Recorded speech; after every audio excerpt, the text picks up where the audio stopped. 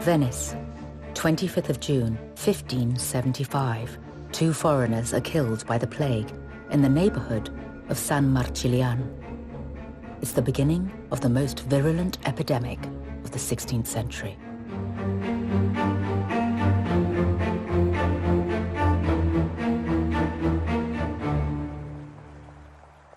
The threat of plague was present continuously in Europe in the Middle Ages and Renaissance. But remember, Venice is a port city. So you have ships coming from all over the world, bringing with them their diseases. So Venice was very vulnerable as a place to plague. Often it's the place where disease would come first, right? The rats or the fleas or things would travel to Venice and then people would become sick. In the spring and summer of 1576, the disease spreads rapidly. The plague is so aggressive that it threatens the survival of the city of Venice, the Serenissima itself. In 2 years, more than 50,000 Venetians, about a third of the whole population, will perish, turning Venice into a ghost town.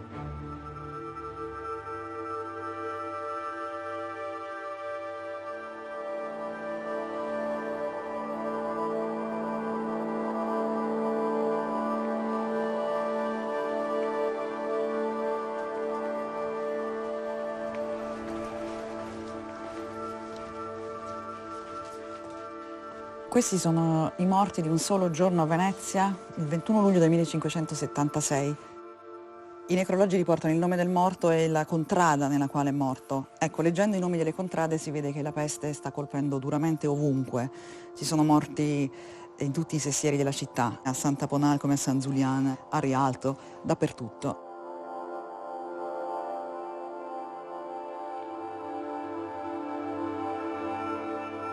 Those with money and property on the mainland fled, leaving the city to fend for itself. But by the Mori Bridge, not far from where the 2 foreigners died, a man remains faithful to his city and refuses to leave. He's witnessed many plagues, so many that they've come to punctuate his entire life. He is Venice's most devoted and most rebellious painter. His name is Jacopo Robusti, known as Tintoretto.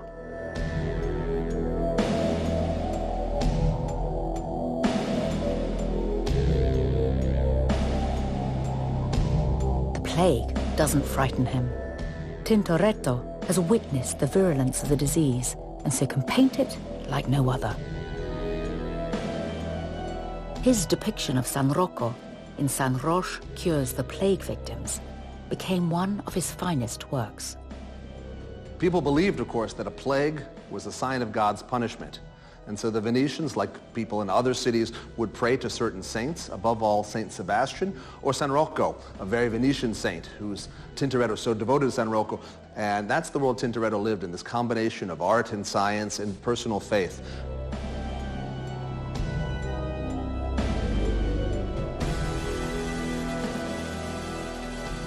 But faith can't stop the epidemic ravaging the city. Inspired by the chaos and death that surrounds him, Tintoretto creates another masterpiece, the Brazen Serpent. The painting aims to exorcise the tragedy of the plague, and he paints it for what will later become known as his very own Sistine Chapel, the Scuola Grande di San Rocco. Not even Michelangelo, the great giant of the Renaissance, got to paint an entire building. This is painting on an unprecedented scale. Tintoretto's style and the way he gained his commissions were at the same time innovative and unorthodox. He was a visionary ahead of his time, and for the French philosopher Jean-Paul Sartre, one of the first film directors in history. Somehow, curiously, widescreen, Todd A.O., Stanley Kubrick sort of organization of cinematic picture space, which is also, of course, very exciting. Tintoretto was an innovator, he was a great experimenter. He's the kind of artist that artists today really like. Even people like David Bowie loved Tintoretto. And he owned a painting, the angel foretelling the martyrdom of St. Catherine of Alexandria. He could make a painting in the time that one could blink an eye. So these three parts of his business approach, if you like, fit together: his speed, his high volume, and his low prices. He stole other people's commissions, and the methods that he used, by undercutting their prices, by painting very quickly, meant that his works were there, ready to use, before those of the other leading masters of the city. In some ways, Tintoretto was a pirate.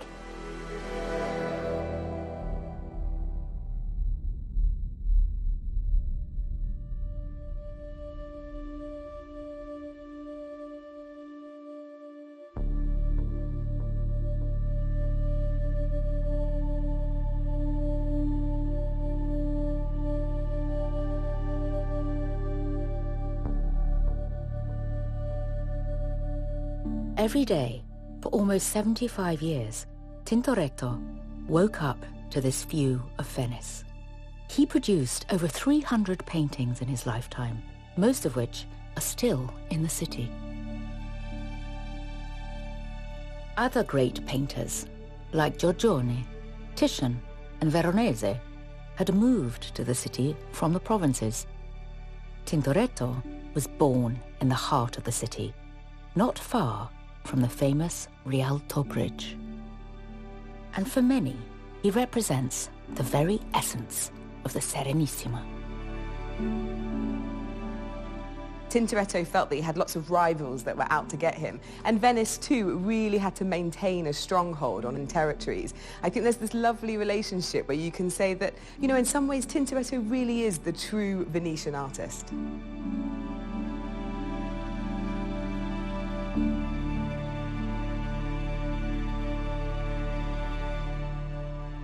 Tintoretto is Venice, and Venice is Tintoretto. His presence still looms large throughout the city, but nowhere more so than in the San Polo district, where he was born.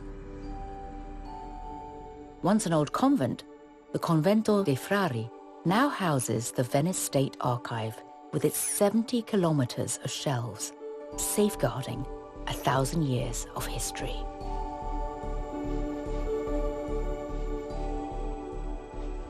Questo è l'Archivio di Stato di Venezia, il cuore della memoria della città, della sua storia.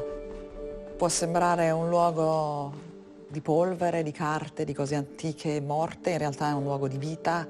Qui sono custodite i ricordi, le tracce materiali dell'esistenza di centinaia di migliaia di persone importanti, dogi, magistrati, gente autorevole, artisti, però anche degli anonimi che sono passati sulla terra senza lasciare traccia. E è qui che io inizialmente sono venuta a cercare le impronte su questa terra di Giacomo Tintoretto.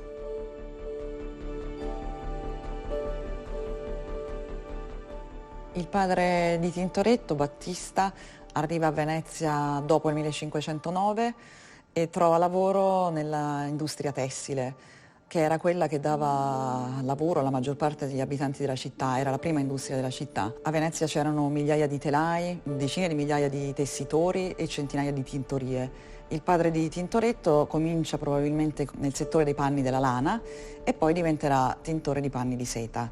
Riuscirà ad aprire una tintoria nella zona di San Polo.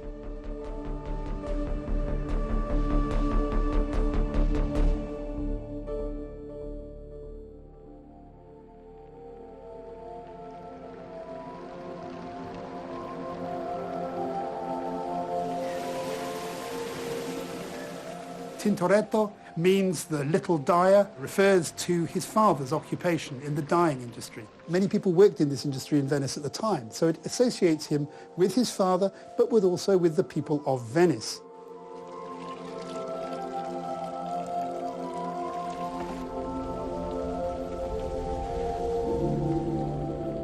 By the 16th century, the mercantile Republic of Venice had become famous worldwide for its economic prowess, largely built on exporting luxury items such as paintings, glass, and silk cloth. Tintoretto spent his childhood in his father's workshop, surrounded by vats of dye bubbling away on constant flames. Clouds of steam embraced him, and the vibrant colors of the dyes his father imported from Asia filled his senses. The yellows, greens, blues, and magnificent reds. The pride of the Venetian textile industry. It's here that a young Tintoretto picks up a piece of charcoal and starts drawing on the walls. According to his biographer, Carlo Ridolfi, as soon as his relatives saw the simple yet masterful drawings, they decided to apprentice him to the most important painter of the time, Titian.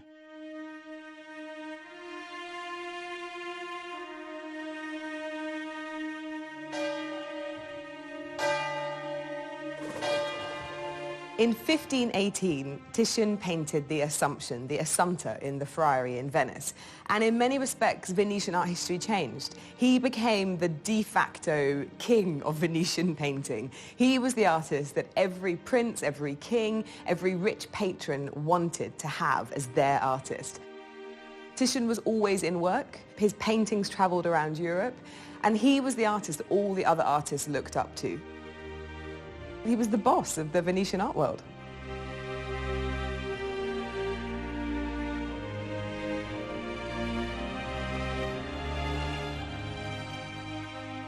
So Tintoretto's father took him to the great Titian so that he could learn how to be an artist from the master. And the story goes that Titian saw that Tintoretto was so talented, didn't like the competition, and kicked Tintoretto out of the studio. Now, we don't know if this story is entirely true, but it does show you that everybody at the time liked this story. The story has stayed with us all these years, and what it does is it sets up Tintoretto as this kind of young, rebellious artist that the great master Titian wanted to get far away from.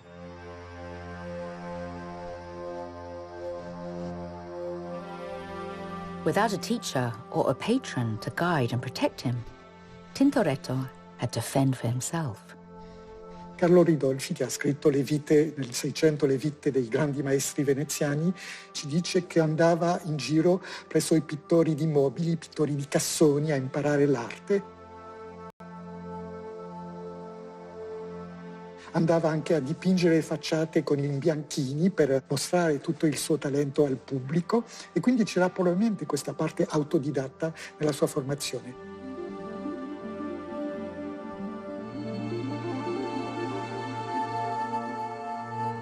A Venezia erano attivi tantissimi pittori, centinaia, però soltanto pochi fra loro riuscivano a emergere dall'anonimato dell'artigianato puro, a entrare nel mondo degli artisti, dei maestri veri e propri.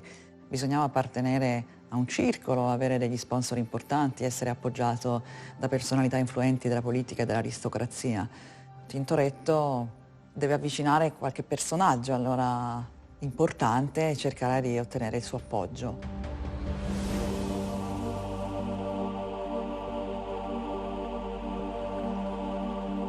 There was only one man in the whole of Venice who wielded enough power to make or break an artist. His name was Pietro Aretino, the most influential art critic and widely read author, and Tintoretto needs him on his side.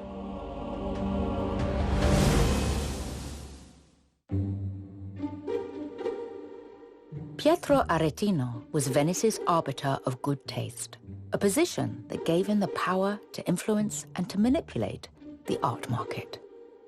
He was someone you wanted on your side if you were an artist. He knew everybody and everybody knew him.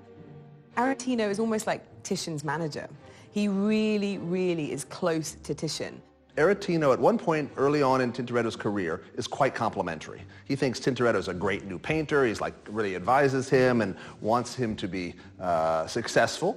Tintoretto does some paintings for Aretino's house. Aretino takes a gamble on the young artist, commissioning 2 paintings for his elegant house on the Canal Grande. He chooses 2 mythological scenes. One of them, the contest between Apollo and Marsyas, depicts the suggestive power of music and artistic judgment. It's essentially a visual representation of what Aretino thought of himself. Pietro Aretino aveva casa aperta, invitava sempre a cena decine di persone, fra queste persone c'erano ambasciatori, prelati di passaggio, c'erano gli intellettuali, poeti, artisti, quindi era un luogo nel quale essere presenti con la propria arte significava molto. Thanks to Aretino's patronage, Tintoretto is finally getting noticed. More work and more commissions for larger pieces follow.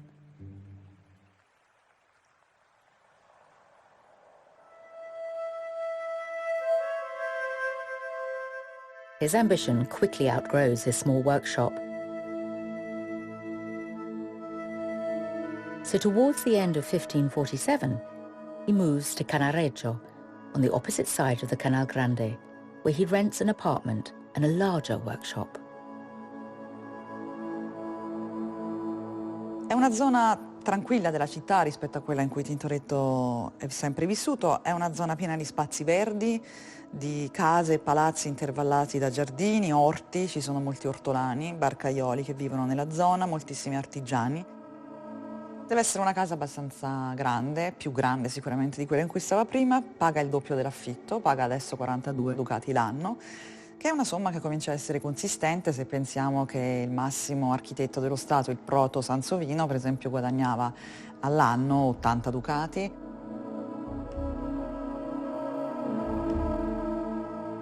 Palazzo del Camello was a tenement building, buzzing with artisans working restlessly, from soap makers and boat builders to dyers. Inspired by this vibrant environment, Tintoretto throws himself into his work too, constantly striving to refine his technique. He will remain in this area for his entire life.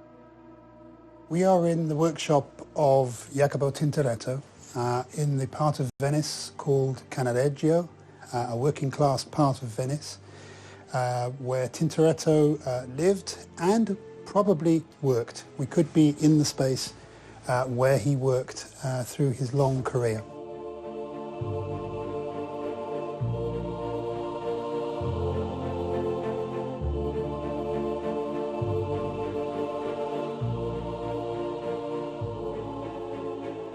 We know from Tintoretto's biographers, Marco Boschini and Carlo Rodolfi, that Tintoretto not just made drawings like other artists, but also was a little bit of a sculptor. He would make little figures in wax or clay, and then he would study them and study their relationships. Not just a single figure, but how they worked together, studying these in 3 dimensions in order to make a 2-dimensional painting.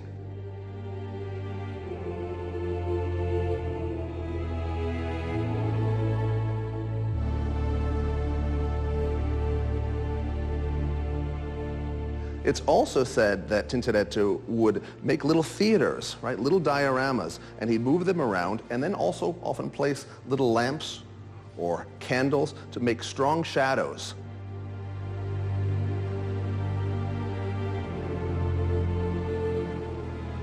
He made holes in the side of those boxes and then shone very strong lights through them. Inside the boxes, he suspended small wax figures from the ceiling and then drew after those figures in creating his compositions. And I think that that is a very theatrical way of proceeding. It gives this theatricality to his work.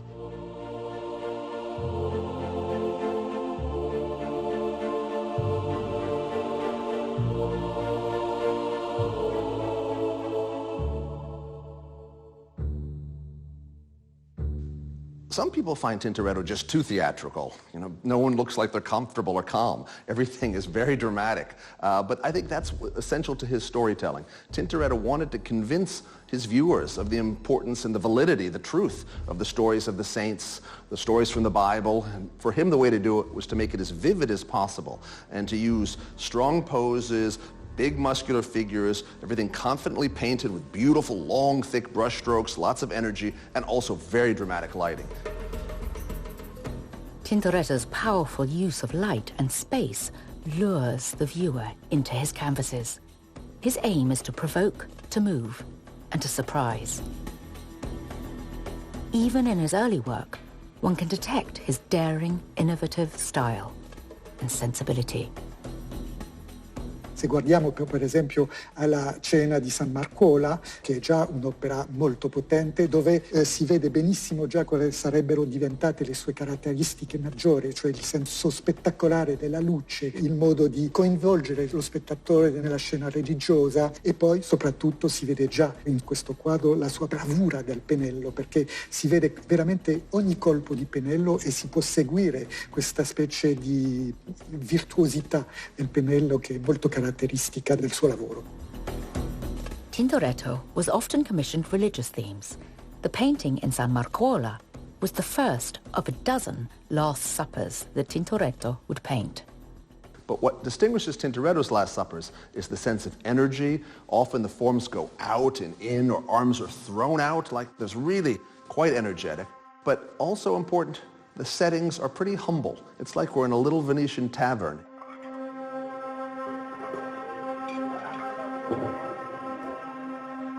In a Tintoretto painting, the costumes got repairs and patches. The chairs are broken. The sense that really these amazing moments in the Christian story happened in impoverished and humble settings. And that's very important to Tintoretto. He had a strong affinity or sympathy for the poor.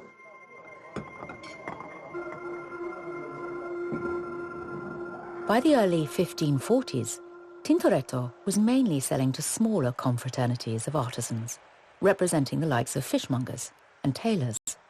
But he knew that real success would only come with a commission from one of the big confraternities, the Scuole Grandi. Scuola.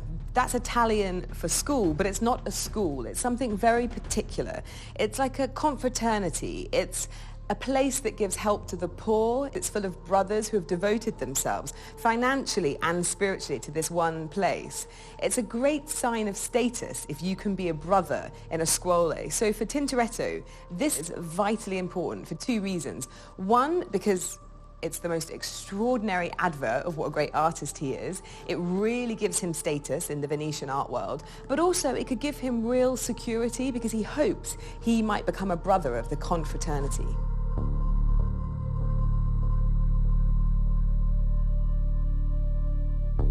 Le scuole grandi hanno un ruolo sociale fondamentale.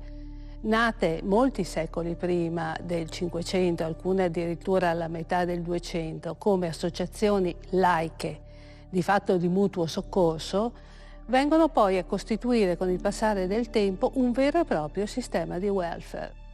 I cittadini, la ricca classe mercantile, trovava nelle scuole il luogo in cui esplicitare il proprio desiderio di potere e quindi sono un vero e proprio sottogoverno della Repubblica.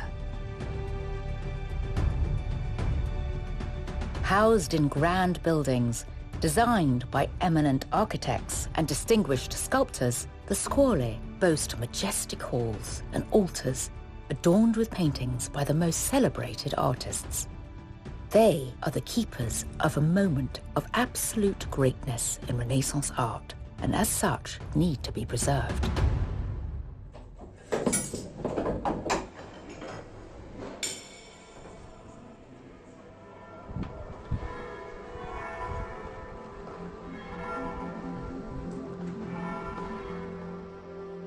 In the Scuola Grande di San Rocco, work is underway to restore two of Tintoretto's most contemplative paintings.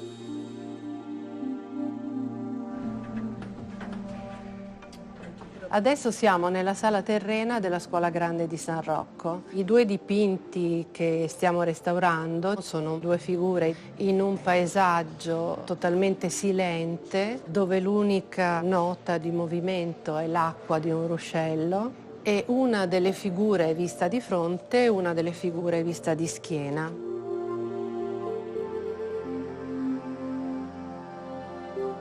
The two figures have something important to tell us. This idea that it's not just action, maybe, in the Christian faith. It's also contemplation, it's prayer, it's reflection, it's understanding the Holy Scriptures. And I think these are important parts of it.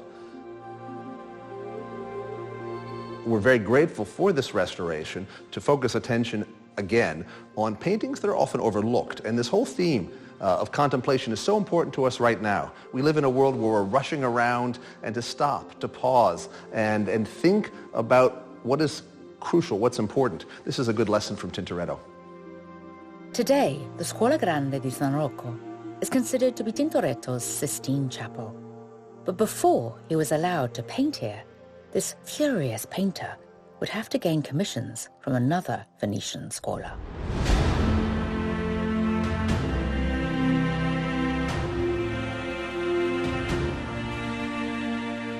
Tintoretto's breakthrough moment arrives in 1548. He wins a major commission from the powerful confraternity of the Scuola Grande di San Marco, housed in one of the most iconic buildings of Renaissance Venice. We are outside the Scuola Grande di San Marco. It's in a Venetian style, very decorative, still with these Gothic influences, but it already shows you the coming of a new age in Venetian art, the Renaissance. Well, this was the place where Tintoretto painted his first great painting.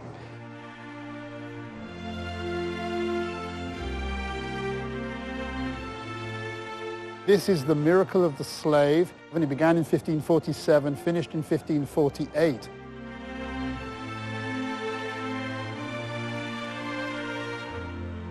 The painting shows the miracle of St. Mark. It's after St. Mark's death.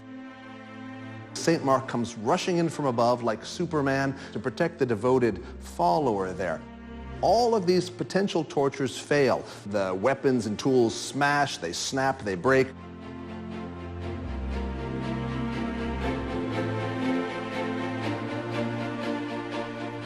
You have something that's happening dynamically, it's very aggressive, full of action, and really this is the painting that sums up the motto that Tintoretto supposedly wrote on his studio wall, the drawing of Michelangelo and the coloring or paint handling of Titian, mixing very bold, strong contours, three-dimensional figures, and then beautiful brushwork all over the surface. People watch, they look on in astonishment, and Tintoretto makes all of this seem to happen right here, right now, right in front of us. It's an extraordinarily energetic painting, and as I say, I think it changes the entirety of Venetian Renaissance art forever. The painting is revolutionary in its composition, colour and drawing. In The Miracle of the Slave, Tintoretto daringly places the slave centre stage, making him, and not the saint, the main character. It's so innovative that it offends the confraternity and is rejected. Titian's patron, the influential Pietro Aretino, on the other hand, declares the painting to be spectacular. Tintoretto was now the new man on the Venetian art scene. Titian was not in Venice. He was up in Augsburg in Germany painting for the emperor. When Titian came back, he would have been furious.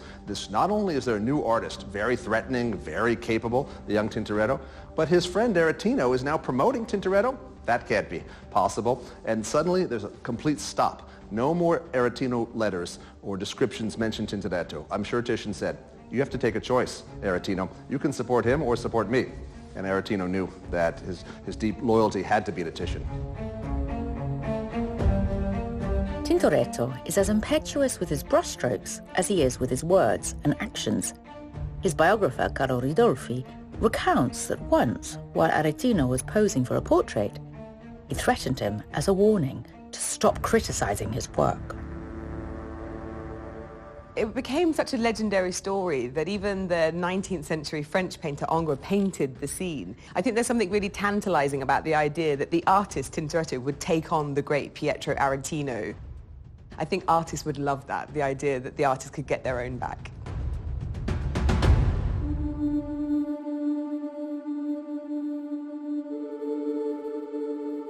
Despite his many enemies, Tintoretto is unstoppable. A year after The Miracle of the Slave, he wins a commission for the church of the richest of all the scuole, the Scuola Grande di San Rocco. San Rocco, Saint Roche, is the saint protector against the plague.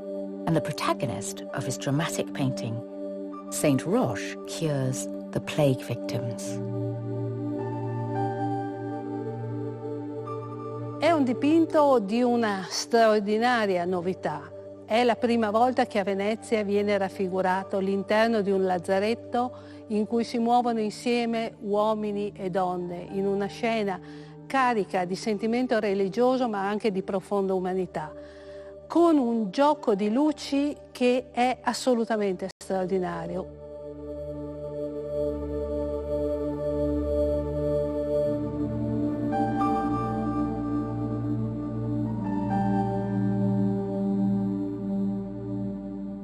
In Saint Roch Cures the Plague Victims, Tintoretto is not afraid to illustrate the ugly reality of the Lazzaretto.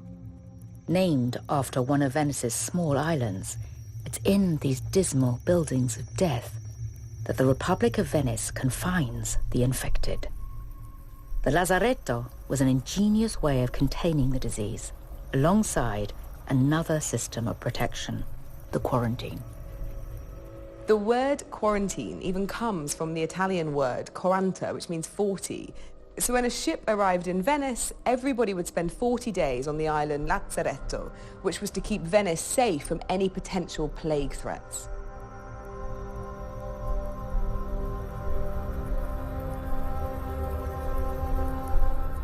The Venetian government chose two locations in the 1400s. First, the Lazzaretto Vecchio, the old leper hospital.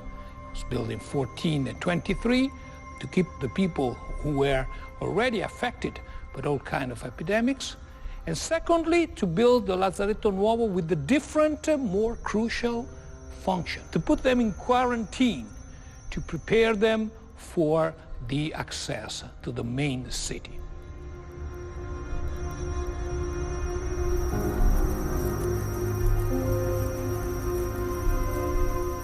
Tintoretto paints the Lazzaretto Vecchio in Saint Roch Cures the Plague Victims, one of the many paintings he would make for the Scuola Grande di San Rocco. But due to Titian's hostility, he'll have to wait 15 years for another commission from that confraternity. Che cosa sia successo non è documentato.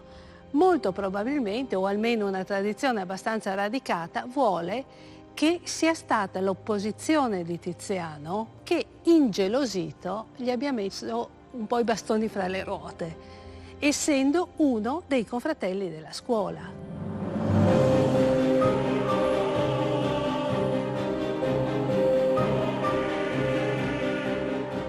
Tintoretto is the opposite of Titian, and not just in his unorthodox behavior, he also differs in the way he paints and for who he paints. Two masters, two very different styles. Forse c'è una parte di leggenda, però bisogna dire che le loro carriere sono abbastanza diverse. Tiziano è stato il pittore dei più grandi principi d'Europa, dell'imperatore Carlo V, del re di Spagna a suo figlio Filippo II, e quindi a partire dagli anni 40-50 ha lavorato soprattutto per dei grandi committenti all'esterno di Venezia. Invece Tintoretto è stato presentato come il pittore di Venezia che lavorava per le scuole di Venezia, per lo Stato veneziano.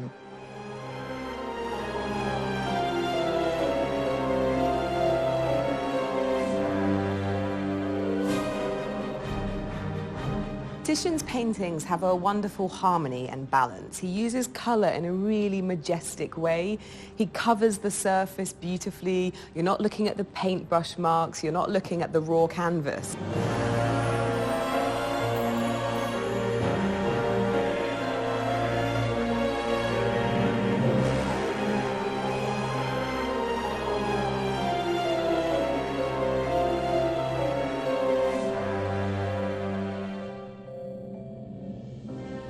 Per quanto riguarda lo stile, Tiziano all'inizio è un pittore che lavora con un ritmo molto chiaro, molto diversificato, molto prezioso in un certo modo, in forte contrasto con il colorito di Tintoretto, che tende piuttosto a essere scuro, perché Tintoretto mette al primo piano contrasti tra luce e ombra.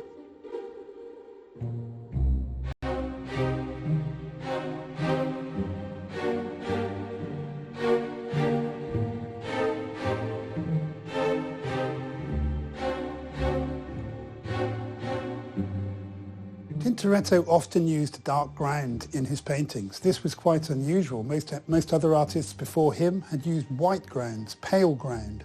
But he built things up from the dark into the light. And as he went on in his career, he used this chiaroscuro, as we call it, light and dark effect in his paintings increasingly.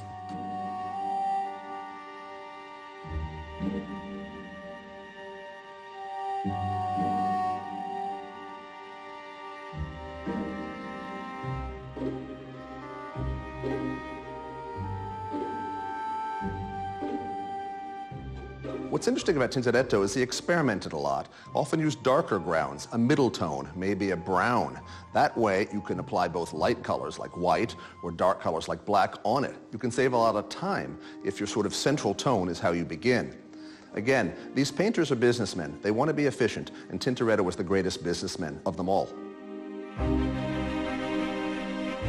A white undercoat versus a dark undercoat. For Tintoretto, this was not just a practical way in which he could speed up the painting process. It was a stylistic choice. His natural gift of prestezza, or quickness, became his winning strategy and one of his trademarks. Tiziano lavora con uno stile abbastanza finito, abbastanza prezioso, mentre Tintoretto già all'inizio lavora con un tocco molto veloce, lasciando certe parti non finite volontariamente, e quindi viene accusato di non essere abbastanza accurato nel suo lavoro.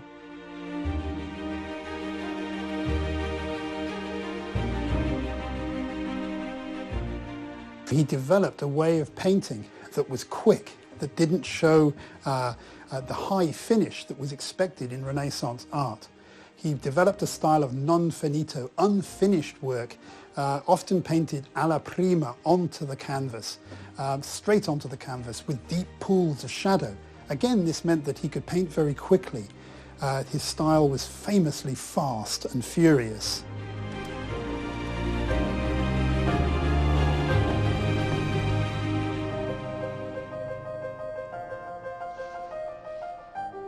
Tintoretto's fast and unfinished brushstrokes were made possible by the use of a coloured undercoat, visible clearly on the two Marys in restoration.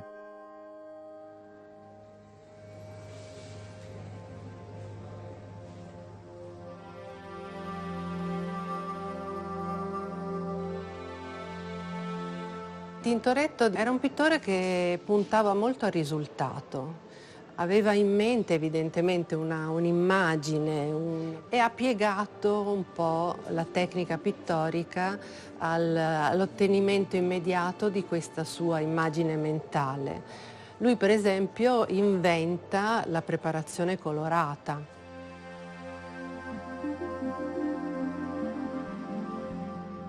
La preparazione colorata veniva stesa sulla tela preparata a saturare, diciamo, le cavità tra l'ordito e la trama della tela e a preparare quindi una superficie piana e liscia che deve ricevere la pittura. In genere, fino a quel momento, le preparazioni erano state tutte a gesso e colla, chiare. Lui invece la colora proprio, probabilmente mescolandogli dentro tutti i resti dei pigmenti nelle tavolozze, pestandoli di nuovo nel mortaio e mescolandoli al gesso e alla colla. Quindi questa preparazione assume un colore già notevolmente ambrato, dal nocciola al marrone scuro.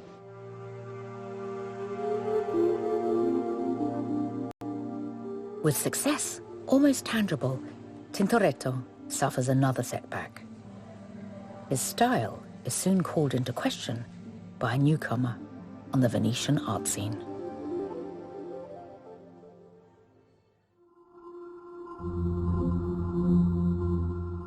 He's 10 years younger than Tintoretto. He comes from the city of Verona, and his name is Paolo Cagliari, soon to be known as Paolo Veronese.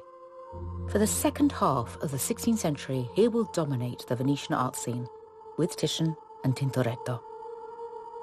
Tintoretto is doing very well by the early 1550s, and then Veronese arrives. People loved Veronese's paintings. They were very beautiful, very colourful, very harmonious. He was an elegant man, he was nice to be around, he was very courtly, well-mannered. Tintoretto was none of those things. He had a bit of a temper. There's this idea that Titian was the painter for kings and popes and princes, and Veronese was the painter who appealed to aristocrats, and Tintoretto, by contrast, painted for the confraternities. In 1553, thanks to the support of the cultural and political elite of the Serenissima, Veronese starts to work for the Republic, painting the ceilings of the Palazzo Ducale, the seat of political power. The end result is incredible. The aristocratic families are enchanted by the talent of this young artist, and so is Titian, who prefers his style to Tintoretto's. This is a critical junction in Tintoretto's life. He's in his late 30s, and with Titian's relentless hostility towards him already slowing his progress, the arrival of Veronese becomes another threat to his position. He needs to act. He needs to challenge his rival and win commissions to paint public spaces. There's a famous story by the biographer Rodolfi. In order to gain a commission, now the Church of the Gesuiti, then the Crociferi, that Tintoretto offered to paint his picture in the style of Veronese. Now that doesn't really make sense because it's hard to be someone else, and why would they want his painting in the style of Veronese when they could ask Veronese to do a Veronese? That's better. But there is something aggressive and maybe a little desperate from time to time that Tintoretto, he doesn't want to give his competitors an opportunity.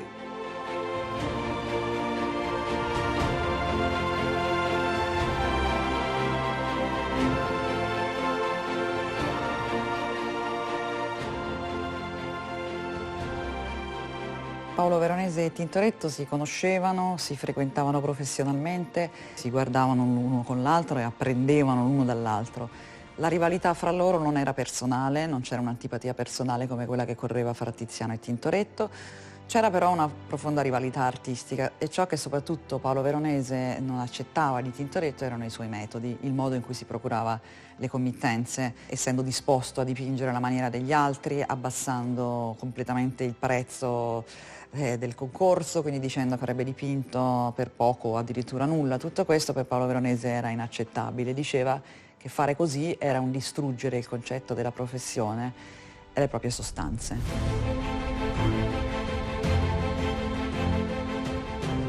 Again, two radically different artists in character and in style. Yet looking at their paintings, one can see how much they influenced and challenged one another. Their battlefields were canvases, their weapons, paints and brushes.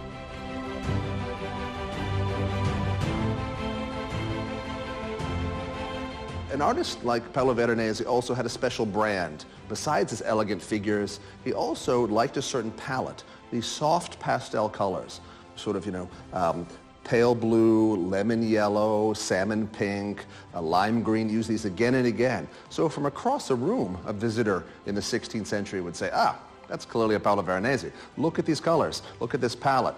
Tintoretto's colors are different. They tend to be darker, rich reds, rich greens, blues, but also just a lot more blacks, grays, and browns. He doesn't use the soft colors very often.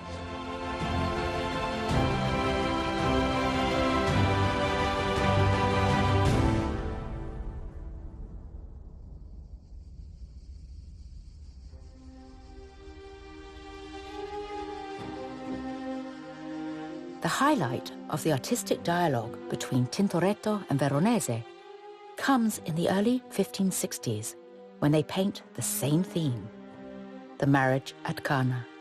Veronese's version, made for the refectory of the monastery of San Giorgio Maggiore, continues to fascinate experts and scholars worldwide. Amongst them is a director who believes that the visual language of film is deeply interlinked with that of painting and the history of art. Peter Greenaway. Well, we are in Venice, and we're on the island of San Giorgio, which is exactly opposite St. Mark's Piazza indeed, in this extraordinary city.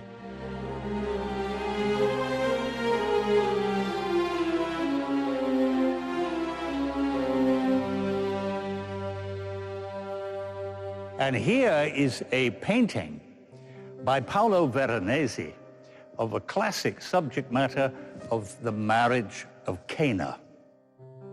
The painting was actually designed very deliberately for this space. What you're actually seeing is not the original, because the original is in the Louvre in Paris. It was taken there by Napoleon's soldiers soon after the French Revolution. You can see it's a very bright painting. It's full of blue sky and clouds. It's a sunny day. There is a way that Veronese is very open and very clear and very rational. And you can see the plan and the composition of this painting is very regular. It's a grid dominated by the balustrade that runs in the middle, which is echoed by the right-angled organization of the furniture, horseshoe shape in the foreground, and right in the very, very middle of the painting is Christ. Veronese transforms the marriage at Cana into a sumptuous banquet with 130 guests. The monumental architecture, splendor of the clothes and furnishings, the way in which he constructs the space to reflect the social standing of all the participants, indicates that this is a celebration of power. Tintoretto's version is almost the opposite. Commissioned 2 years earlier by the Crociferi friars for the refectory of their convent in Cannaregio, this marriage at Cana breaks with all tradition. Looking at the diagonal perspective of the long table, from the daring way in which he fades the main characters into the background whilst highlighting the servants, one can see that this is a very different interpretation. Tintoretto's Marriage of Cana is of deep perspective in a dark space. It's sometimes difficult to identify characters. Jesus Christ is at the end of the long perspective, and you've got to look very hard for him. And whereas Veronese has almost pointed out the Last Supper table within the Marriage of Cana, and you can identify the characters, when you look at the Tintoretto version, you must be quite puzzled about who is who. Where exactly is St. Peter? Where exactly is St. Matthew?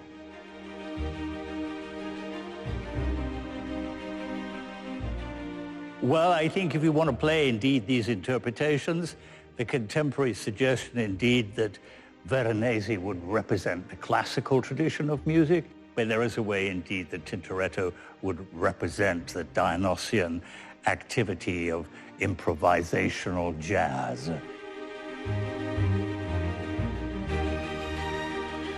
In this picture, the Tintoretto, you see how efficient he is. He defines everything in the painting really with just two elements. One, the long table that recedes, and two, that beautiful woman who leans over holding the bowl.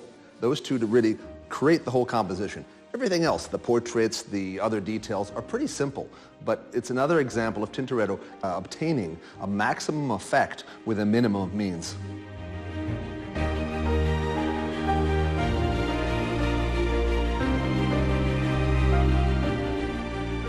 The coffered ceiling in the painting mirrored the ceiling of the refectory, stretching the perspective and the Dionysian activity of improvisational jazz.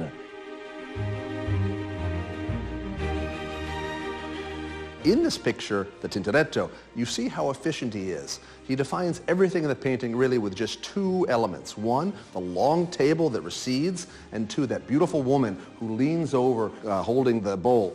Those two to really create the whole composition. Everything else, the portraits, the other details, are pretty simple, but it's another example of Tintoretto obtaining a maximum effect with a minimum of means.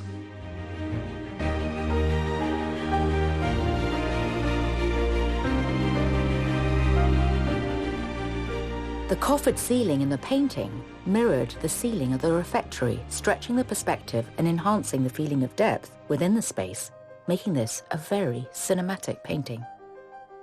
That's why the French philosopher Jean-Paul Sartre, admiring his paintings, described Tintoretto as the first cinema director in history.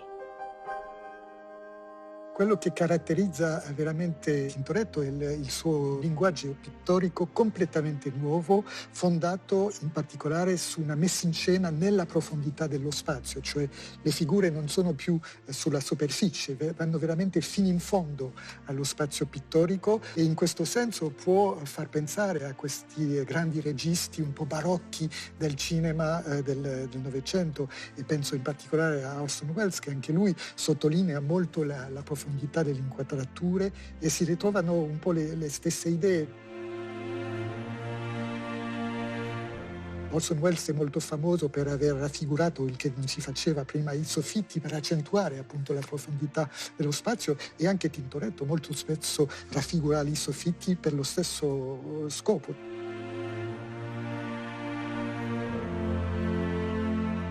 Some of his compositions are very, very surprising and very, very unique. There is, for example, an Annunciation, where the painting is divided into two parts, and the original angel Gabriel come to announce the fact that the Virgin Mary is pregnant.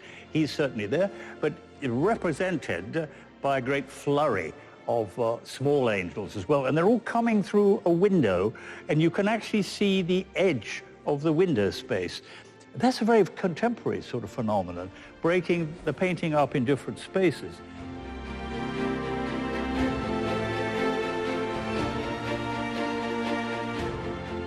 He also thinks cinematically, though. Tintoretto often has a sense when you look at a painting of what has just happened and what is just about to happen. The word we use is freeze frame, or fermo immagine, the idea that we stop everything very precisely, a suspended moment. There's a famous painting by Tintoretto of Tarquin and Lucretia, when it shows Tarquin attacking the poor Lucretia, and you have a cushion that's falling in air, and the pearl necklace she wears in her neck, around her neck, is broken, and the pearls are actually hanging in the air. Everything is perfectly frozen in time. If we speed up the time, suddenly it would all crash to the ground. But Tintoretto has captured this precise instant. Tintoretto seems to create the visual and narrative techniques later adopted by 20th century film. The depth of field, the cinemascope, the split screen, the still image, and, as with the two paintings restored in San Rocco, the point of view. The restoration has also revealed something new. Mary reading and Mary in meditation are not two different figures as previously thought. Often for years, these two paintings were called St. Mary of Egypt or St. Mary Magdalene, but it really makes more sense to think of it as two aspects of the Virgin Mary. Il manto, che noi oggi vediamo praticamente giallo-ocra, doveva essere azzurro, realizzato principalmente con un pigmento a base di smalto, ovvero un vetro colorato in azzurro, pestato nel mortaio e mescolato a legante. Per identificare lo smaltino abbiamo fatto appunto delle indagini di tipo non distruttivo, quindi con questo sistema di fluorescenza XRF abbiamo identificato gli elementi componenti.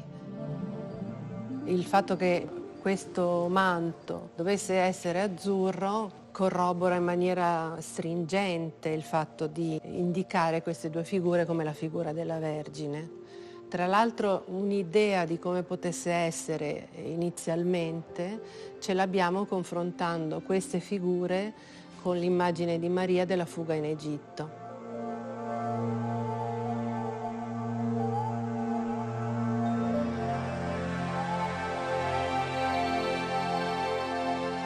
The two Marys are more than 4 meters tall.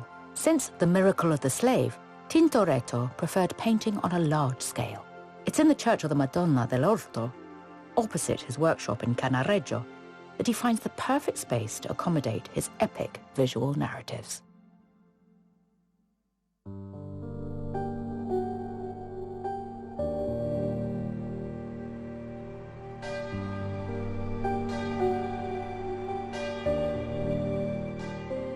Together with the Scuola Grande di San Rocco, the Church of Madonna dell'Orto is the best place to admire Tintoretto's masterpieces.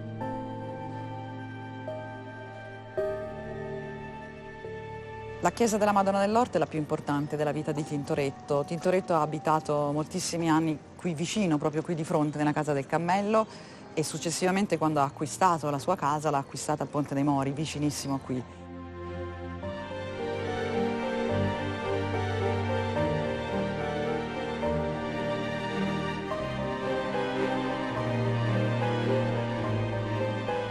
The Church of the Madonna dell'Orto, you have the two tallest paintings of the Renaissance, tallest canvas paintings, 14.5 meters.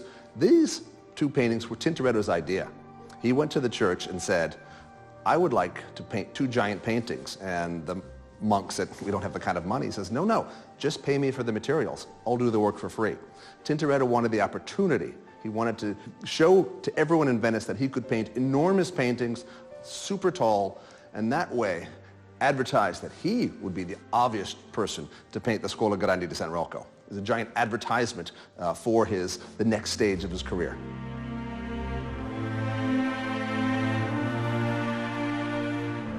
Two gigantic paintings. The first depicts the Last Judgment. It's an apocalyptic scene of a great flood.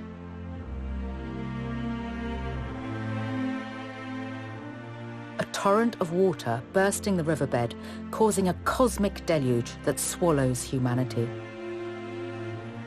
The height of the painting creates the illusion that the flood is pouring over the viewer. The number of characters crowding the canvas is astonishing. In the lower part of the painting, we see a desolate mass of knotted bodies, fighting not to be engulfed by darkness. This painting was a direct challenge to Michelangelo. Tintoretto often draws after Michelangelo's sculptures. We've got a whole group of drawings that survive, both made by Jacopo himself and those made by his assistants. This was part of the teaching process. You'd learn about art by sketching after models, not the original sculptures in Florence, but little models you'd keep on your tabletop. Tintoretto, though, really felt inspired by Michelangelo. He took religious themes very seriously. As far as we know, he was a very pious man. He believed in the stories of the Bible. He seemed to pray often. He saw that his own work as an artist was part of his faith. And by painting a Last Judgment, he's also saying something, what he wants for his soul at the end of time, right? And the version that you see often in the Last Judgment, think of Giotto, right? Everyone's lined up, you've got the saved and the damned, and everyone's kind of calm. It's after the judging has happened. But Michelangelo's fresco in Rome and Tintoretto's canvas in Venice is the exact instant of judgment. That is the deciding. Who is saved, who is damned, is happening right there. So it's a reminder that it's an active process. Every viewer of that painting has to look up and think, okay, at that instant, where will I be? For the opposite wall, Tintoretto picks the making of the golden calf, a story from the Old Testament, often shunned by other painters.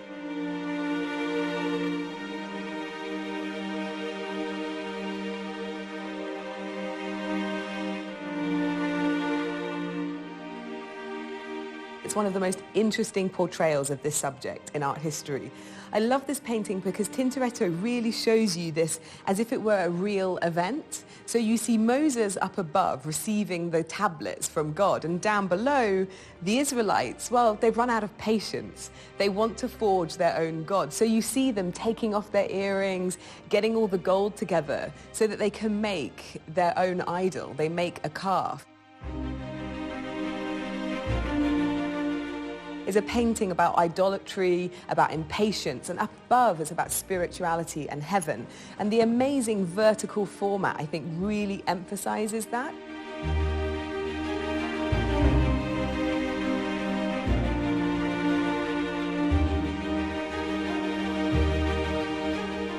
Tintoretto included the portraits of lots of the great Venetian artists. So there, helping build the golden calf is Veronese and Tintoretto himself.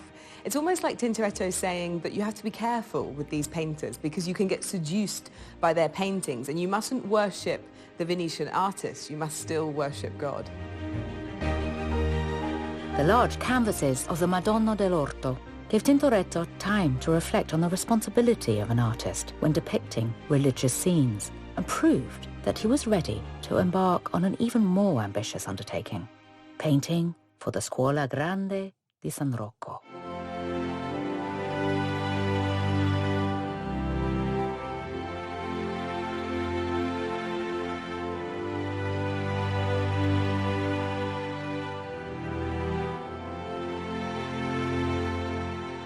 La Scuola Grande di San Rocco dovrà decorare le proprie stanze e perciò per un pittore si propone come un palcoscenico di grandissima visibilità. Tintoretto vuole essere quel pittore. In realtà poi lo vuole anche per altre ragioni, perché crede profondamente nei valori che la confraternita sostiene e vive concretamente. The Scuola Grande di San Rocco still holds the record books documenting all the activities of the scuola.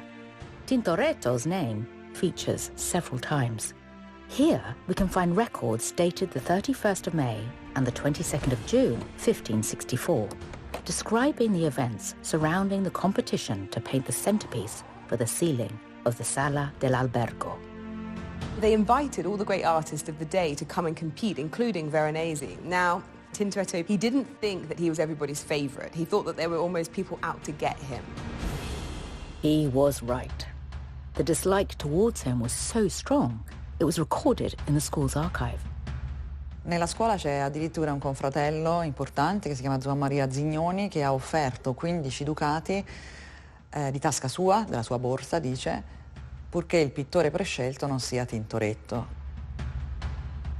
So he decided to almost end the competition before it began. Using a friend inside the scuola, he managed to get the exact dimensions of the ceiling oval painting.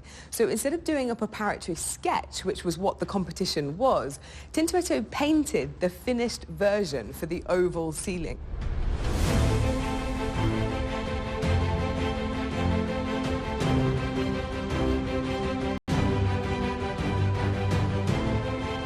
Always the rebel, Tintoretto secretly installs the finished painting and finds a loophole to make sure it's accepted. He gifts his work to the scuola, cunningly taking advantage of a confraternity custom that didn't allow gifts to be refused. He completely breaks the rules. It's such a sort of scandalous, cheating thing to do, but that's Tintoretto. He's the great rebel.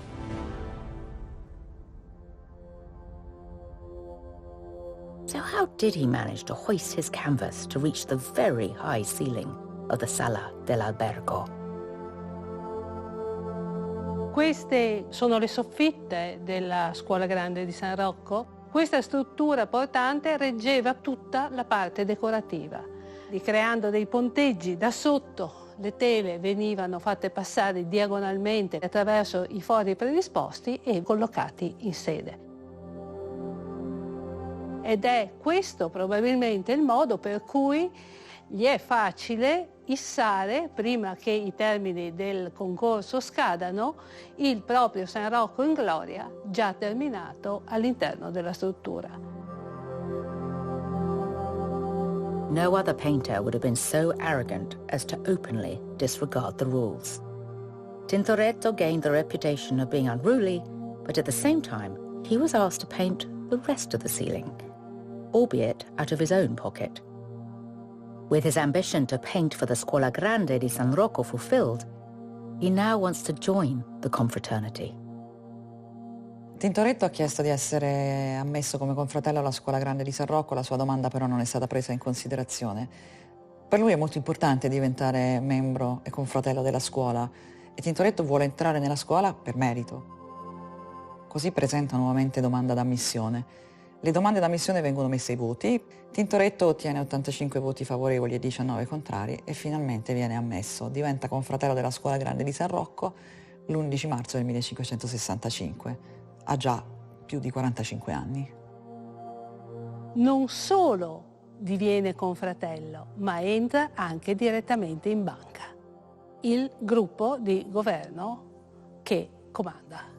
Shortly after his admission to the confraternity, Tintoretto paints one of his most magnificent works, a monumental crucifixion for the Sala dell'Albergo in his beloved scuola. Tintoretto has finally fulfilled his grandest ambition.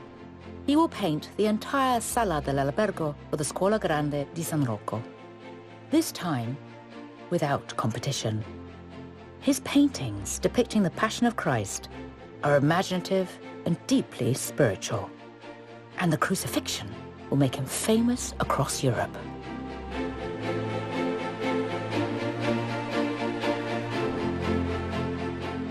Tintoretto rückt das Kreuz ins Zentrum des Bildes.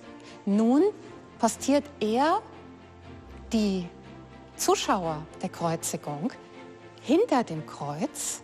Sie bilden eine Art Halbkreis hinter dem Kreuz. Man hat sozusagen das Gefühl, dass man selber als Betrachter des Bildes zum Zuschauer wird, der diesen Halbkreis praktisch nach vorne hin schließt. Das ist ein sehr wichtiger Kunstgriff, denn hier zeigt sich etwas, was an Tintorettos Kunst sehr typisch ist. Der Versuch, den Betrachter einzubeziehen in das Geschehen.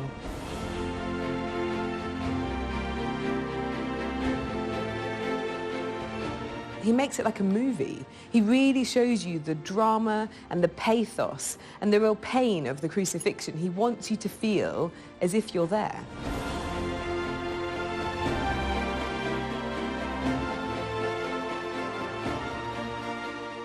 Dadurch erscheint alles, was vor dem Kreuz sich befindet, auch vor der Bildoberfläche zu sein, sodass Christus tatsächlich quasi durch das Kreuz in unseren Raum geschoben wird optisch. Dazu trägt auch ganz stark diese hell erleuchtete Fläche bei, die ja die Form eines Keils auch hat, der sozusagen noch zusätzlich das Kreuz und Christus in den Betrachterraum zu schieben scheint. Tintoretto era il più terribile cervello che abbia mai avuto la pittura, così ha scritto Giorgio Vasari nella biografia un po' riluttante che ha dedicato al pittore nell'edizione del 1568 delle Vite. Cos'era la terribilità? La terribilità era la capacità di suscitare profonda impressione con le proprie opere.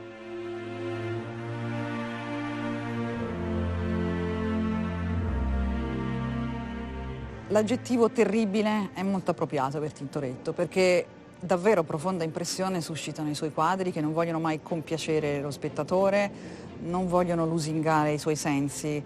A Tintoretto interessa poco la bellezza, quello che vuole è emozionare, muovere, a volte provocare e anche sconvolgere o indignare, ma sicuramente suscitare profonda impressione. Quindi terribile è l'aggettivo più appropriato probabilmente per un maestro così inquieto e in un certo senso anche inafferrabile.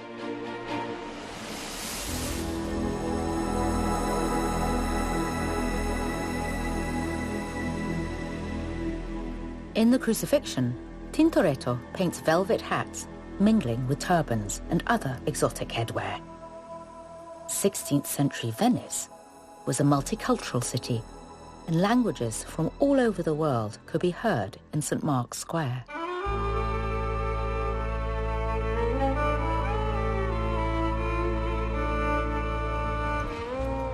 Tintoretto, come tanti pittori della sua epoca e anche dell'epoca successiva, viveva in questa Venezia effettivamente multietnica e anche come tanti altri pittori ne è stato molto incuriosito, tanto che nei suoi quadri vediamo queste presenze altre, no? Vediamo uomini inturbantati, vediamo ebrei, vediamo soprattutto anche gli afrodiscendenti. Non è una esotizzazione, ma c'è in Tintoretto una forte aderenza alla realtà.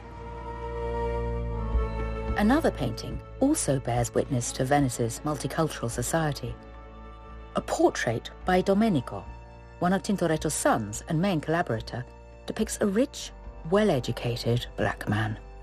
This is one of the first portraits of an African gentleman to feature in European art history.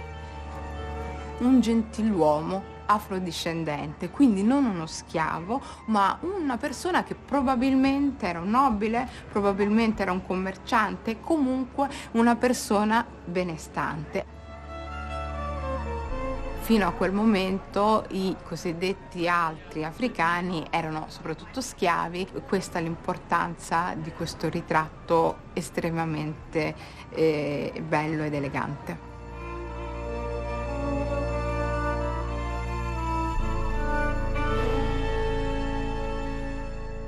In the 16th century, it was common for a son to take over his father's trade, but Domenico was not Tintoretto's only child to follow in his father's footsteps. Never afraid to challenge the status quo, Tintoretto allowed one of his daughters to paint. Her name was Marietta, known as La Tintoretta.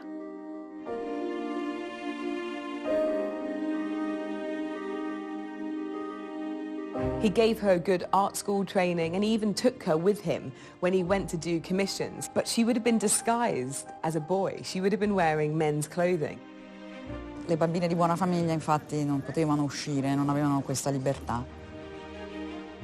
Noi sappiamo che divenne una famosa ritrattista, che dame e gentiluomini e forse anche bambini posavano per lei. Fece anche dei quadri di sua invenzione. Tuttavia oggi non abbiamo certezza di nessuno di questi quadri, essi si sono perduti. We may never know her work, but in Tintoretto's beloved church of Madonna dell'Orto hangs a painting called The Presentation of the Virgin that could take us a step closer to understanding their relationship. Depicted at the bottom of the staircase is the figure of a little girl.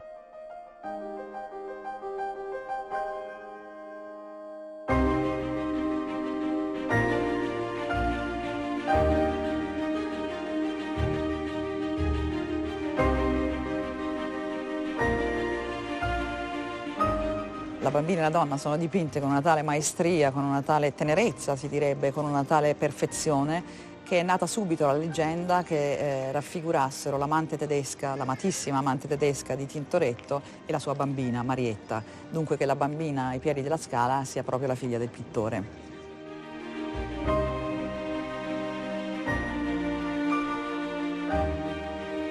And it's very tempting to think that that might be her. But perhaps more important than that, personal reference to his own life, is the way in which Tintoretto in this work contradicts Titian's example of the presentation now in the Accademia in Venice of the 1530s. In that work we saw a horizontal disposition of all the forms. Here, Tintoretto shows everything in this great vertical, rising up through the steps, as if we were going to take those steps ourselves as the viewer from below.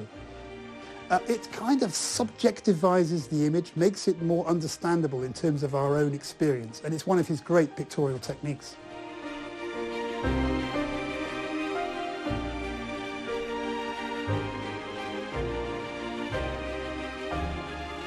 La cosa più straordinaria del dipinto è la figura che Tintoretto colloca proprio al centro dell'immagine, una donna in abiti più o meno contemporanei, di spalle, che ha una bambina alla quale indica la piccola Maria come un esempio. È una donna muscolosa, possente, ma soprattutto è una donna. È una scelta piuttosto interessante se guardiamo meglio il quadro, perché nella parte destra del quadro, il quadro è una sorta di sinfonia sul femminile. Ci sono solo figure femminili, ci sono neonate, dal cranio laguginoso, ci sono delle bambine piccole, delle bambine un pochino più grandi, ci sono delle giovani madri, ci sono delle donne anziane. È come se fosse una sorta di riflessione sul destino delle donne. Every woman is encouraged to follow Mary up the stairs as she accepts her special destiny. The presentation of the Virgin Mary is a tribute to all women and the role they play in society. Like Mary, they are all daughters, wives, and mothers.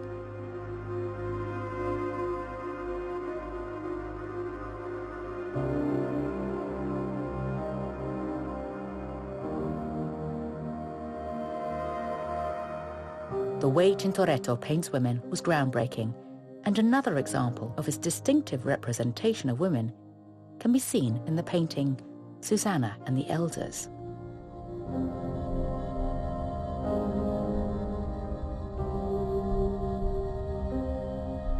The The story of Susanna and the elders from the book of Daniel, where there was this beautiful woman, Susanna. She's at her bath, and these two awful old men come up to her, and they say, if you don't sleep with us, we'll tell everyone that, really, you're a prostitute. But Tintoretto does something very special in this picture. Painters had this idea. You could surpass sculptors if you use cleverly placed reflections. You could show the same figure in a painting from more than one side, making it like a sculpture that you could walk around. Here in the Susanna, we have her looking at the mirror of herself, but also in the water, there is yet another mirrored surface. So there's another sense of reflection.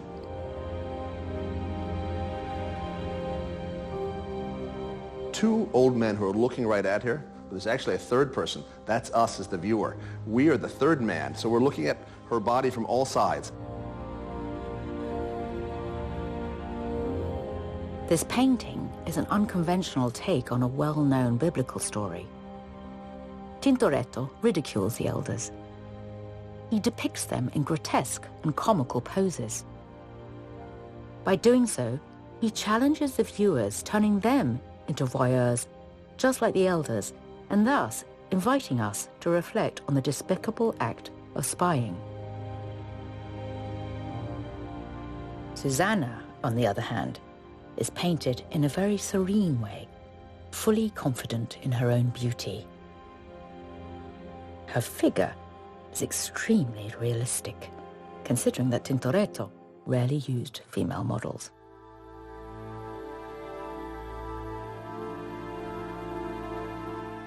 Si vede benissimo, per esempio, nel soffitto della scuola di San Rocco, dove tutte le allegorie delle diverse scuole o delle virtù sono allegorie femminili, però abbiamo i disegni preparatori e vediamo che sono ripresi da uomini.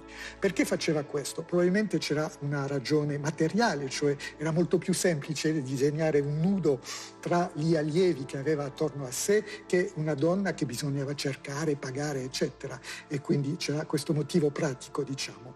E poi c'era forse anche un motivo più estetico, cioè questa concentrazione sulla forza dei corpi, sulla loro dinamica, sulla loro muscolatura.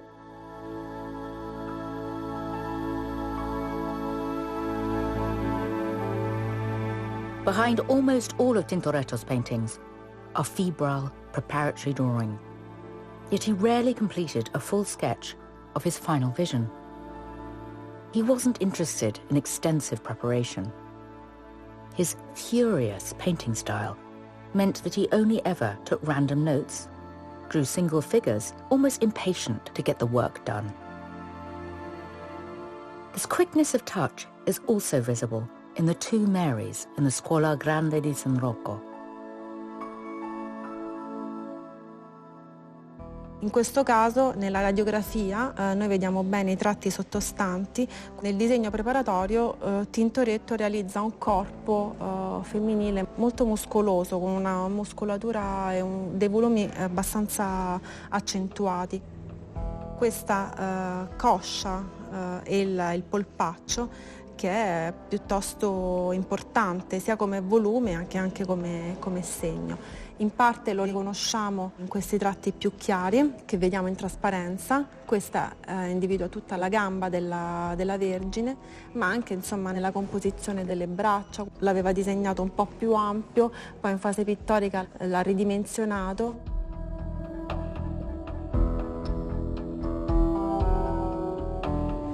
Tintoretto è un anarchico, cioè non era un pittore che seguiva un metodo tecnico preciso. Lui era un trasformista, un inventore. Lui torna su se stesso, certe cose non le abbozza, non le finisce, ma perché gli piacciono così.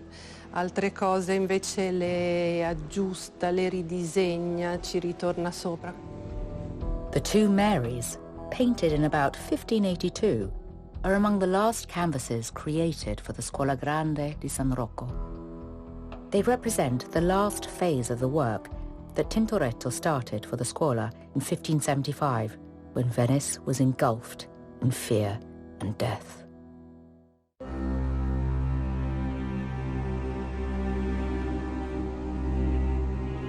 Ten years after his magnificent crucifixion, Tintoretto returns to paint for the Scuola Grande di San Rocco. The year is 1576, and he's a profoundly changed man. Venice has been ravaged by the plague.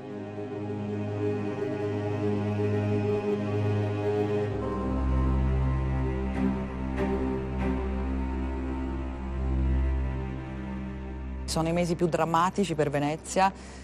Nell'estate del 76 è come se saltasse proprio il sistema della città, non si trova più nessuno per raccogliere i cadaveri, vengono liberati i criminali dalle carceri, si cerca di arruolare in tutti i modi vagabondi e disperati per andare a raccogliere i corpi che giacciono insepolti sulle fondamenta. So we know now that the population of Venice just before the plague was around 170,000 people. And we know for certain that at least 50,000 people were wiped out by the plague in less than 2 years.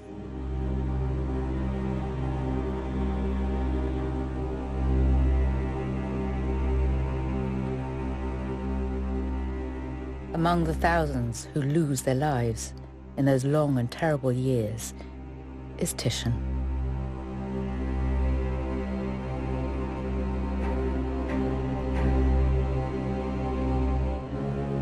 Tintoretto survives and paints the brazen serpent, a celebration of Venice's endurance, turning devastation into art.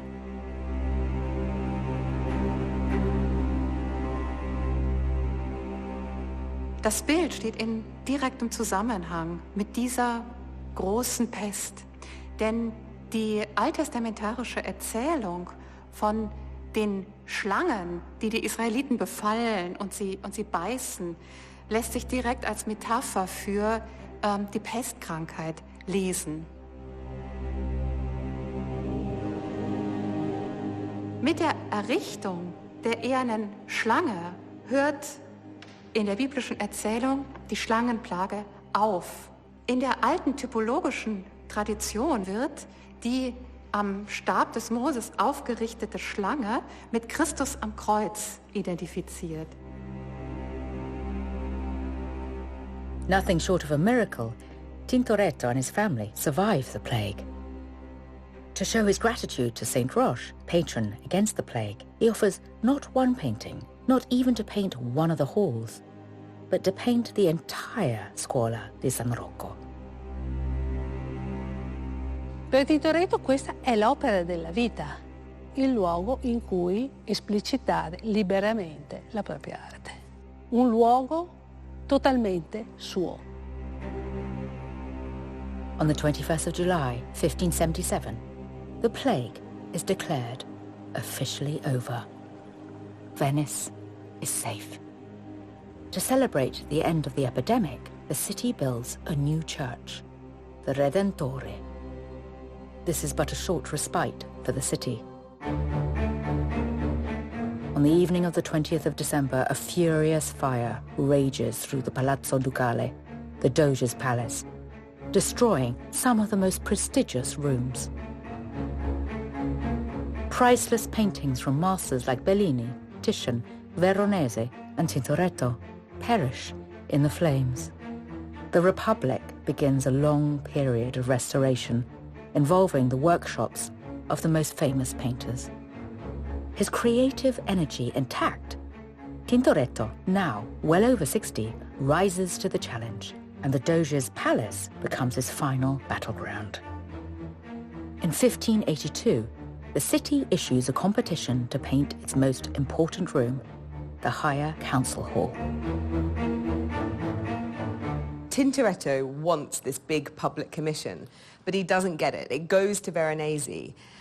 But Veronese dies before he completes it. So what happens is that Tintoretto finally gets his opportunity for a big public commission in the Palazzo Ducale, and he paints the Paradiso.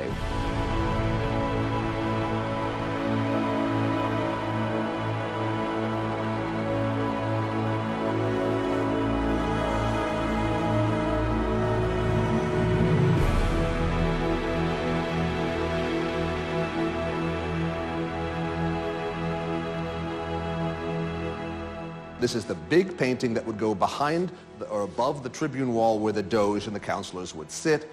This is the most prominent location of any painting in Venice.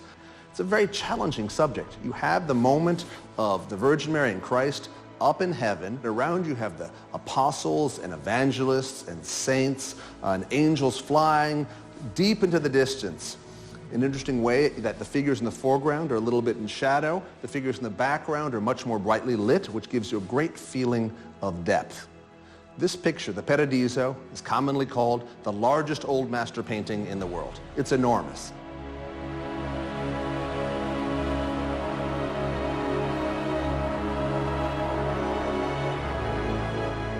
Non è possibile avere una tela di questo formato, bisogna naturalmente cucire insieme più tele e sappiamo che ci sono qui 50 tele cucite insieme, non c'è nessuna scuola pittorica che aveva i mezzi per immaginare una tela di queste dimensioni.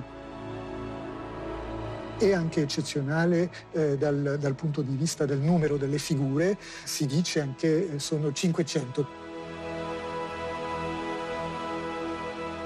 Almost as large as a tennis court, the Paradise is a roaring hive of activity. Yet this vibrant and ambitious painting was vilified at the time.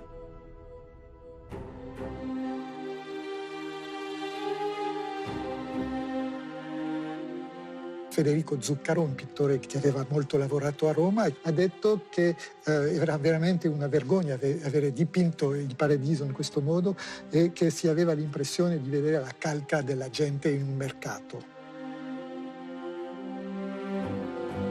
It would take a really long time for people to understand quite what a masterful, innovative piece of storytelling the Paradiso is.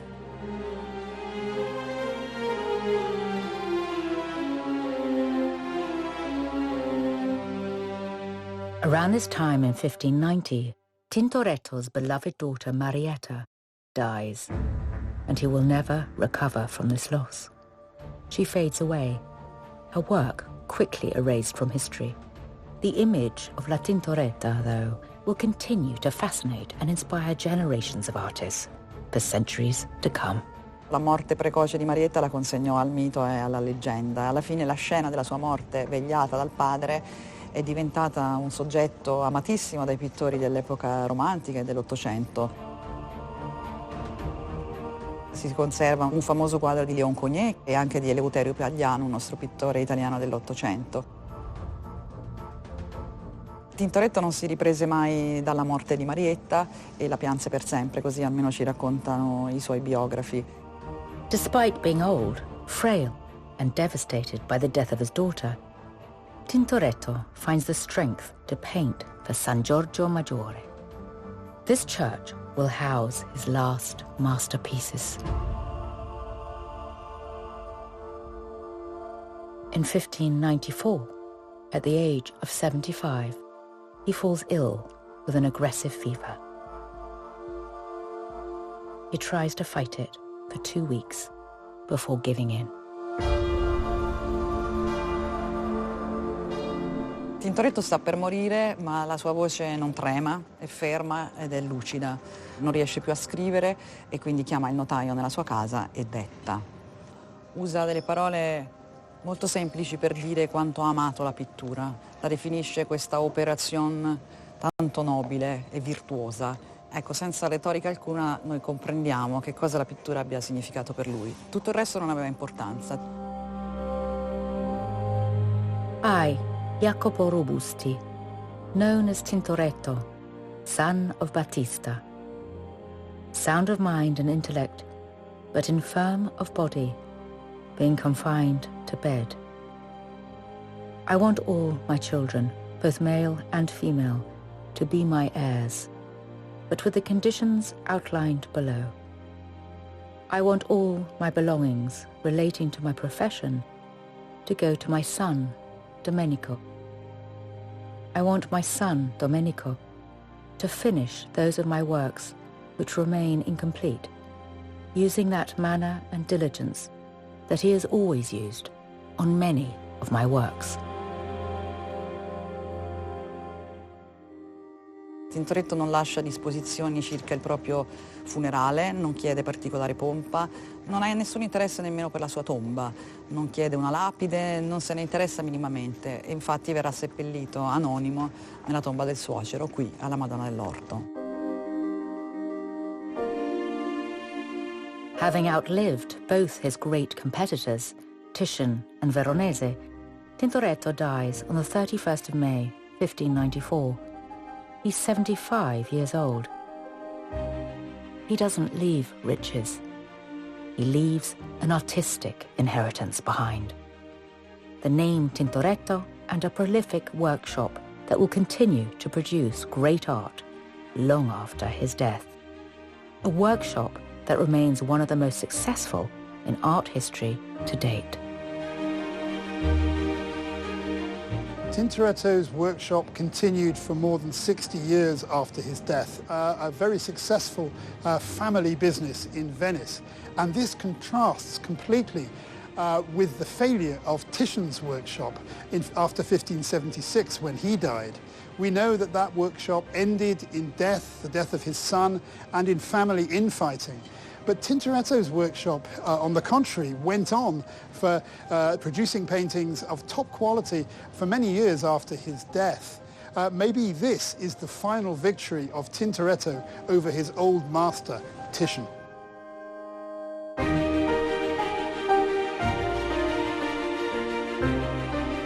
Painters, writers,